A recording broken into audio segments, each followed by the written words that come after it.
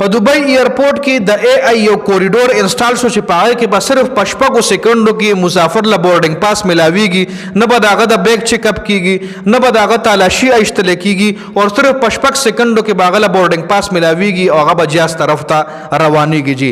दुबई په ټیکنالوژي کې ډیره ایڈوانس روانه ده. Dubai airport په دنیا کې د اے آی ټیکنالوژي په ذریعہ باندې داسې چیک اپ کول یا د مسافر دومره تیزی سره فارغول په ټوله دنیا کې یو ایرپورټ کې نشته. کم سټپ چې د Dubai airport واغښتو په ټیکنالوژي کې दुबई ډیره ایڈوانس روانه ده. په 2026 کې به दुबई ایر ټیکسی هم انټروډیوس کړي چې د هوا په ذریعہ باندې به یو مسافر ډیر په لږ وخت کې د یو ځینه بل ځای ټریول کوي، مطلب لږ سفر د پاره. لکه یو کس ته الته تاسو له پتر दुबई کې ټاپ ترين مالدار خلک جون تیری راضي، غړ غړ خلک راضي، او رغیلا د ایر ټیکسی به تاسو ګورئ چې د کومره بیا چې کله دا شروع شي بیا تاسو د دې ریپورت در کوم چې پښپګو میاشتو کې ان شاء الله بیا ان شاء الله پاغي بیا ډیټیل سره خبره کو چې پښپګو میاشتو کې په دغه ایر ټیکسی کې څومره خلکو ټریول کړي دي. لکه موږ پاکستانیان چې موږ دا خبرو مړه وزګار ایر ټیکسی پکې لاسي خومداس خو دنیا چې کومه دا ایڈوانس شوی خیر دغه طرف لنزو. په اے آی کوریډور باندې خبره کو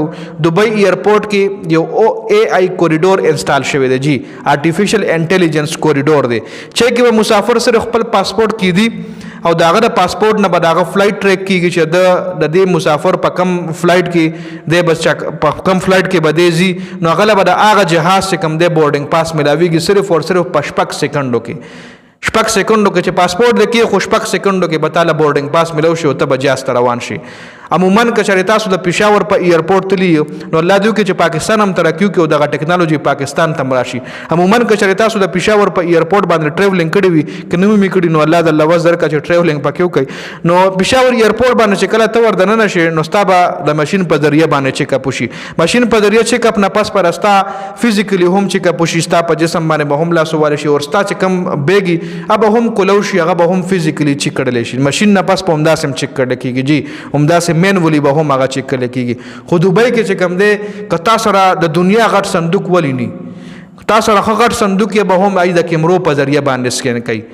ای به څنګه په پټه باندې کېږي څنګه ته په ایرپورټ باندې وردن نشي د کیمرو په ذریعہ باندې برستا د جسم سکینینګ هم وشي، د ستا د بیک سکینینګ به هم وشي. که چېرې ته مشکوک کې هغې نه پس پتا پسې پولیس راځي. که چېرې ته مشکوک نه ته په سکندونو کې جهاز ته رسي، منټونه هم نه په سکندونو کې به جهاز ته رسي او جهاز کې به کېنیږي. بورډینګ پاس پتا له په سکندونو کې ملاويږي. عموما په نور ایرپورټو کې به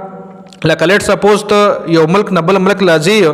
ته چې څنګه په ایرپورټ وردنه نشي نو ته به پیل وګورې چې ستا کم جهاز ټیکټ ایستلې لکه ستا سامان چې کپوش نو ته بیا چې بورډینګ پاس د پاره به بیا ته کاونټر وته ځي د ستا د پی ای ټیکټ ته ایستلې ته پی ای کاونټر ته ورځي. که تا را شاهین ټیکټ ایستلې ته به شاهین کاونټر ته ورځي. که چېرې تا د ایمریټس ایرلاین ټیکټ ایستلې ته به د ایمریټس کاونټر ته ورځي. لکه مختلف کاونټر لګېدلې وي چې په کم څه ټایم باندې فلایټ هغه ټایم باندې چې څومره لکه ستا لیټ سپوز خبره سه مثال دستا 12 بجې فلایټ ته نو په 12 بجې د پی ای ایم فلایټ ته په 12 بجې د ایمریټس فلایټ هم ده په 12 بجې یو بل جهاز فلایټ هم ده. نو دا درې وړه ډیسکونه دا درې وړه چې کم کاونټر وی به لګېدلې وي خپل خپل نماینده بناسي تا د پی ای ټیکټ ایستلې ته پی ای کاونټر ته ورشي ته به هغه پاسپورت ورکې ولاړ وي ولجه به تانه تصویر وباسي دستا چیک اپ وکړي بیا به تعالی پاسپورت سټمپ وي بیا به تعالی وي دا بیگ په دې پټه کېده بیا بیگ ته په پټه کېده بیا به تول کړل شي چې وزن د کمی د لبوي بیگ خالی کرو